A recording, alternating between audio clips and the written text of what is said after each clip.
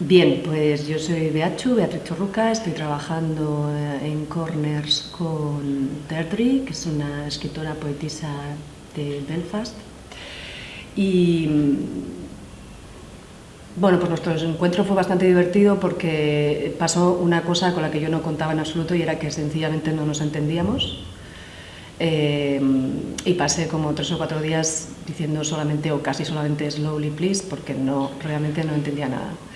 Entonces, bueno, a partir de ahí y de que ella me leyó muchas veces un poema que tiene, que a mí me gustó también especialmente, y que se titula Silence, pues hablamos bastante sobre el lenguaje y el silencio y todos los problemas de comunicación que tenemos a pesar de todos los emails que recibimos y los WhatsApps que contestamos y todas estas cosas que tenemos.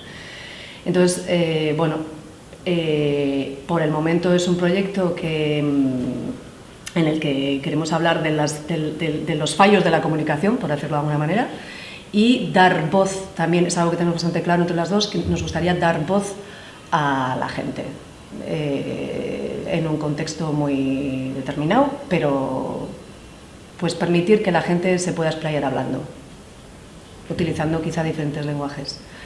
Y bueno, por ahora de eso estamos hablando, y la verdad es que muy bien, y ya nos empezamos a entender bien. Así que bien, estoy contenta.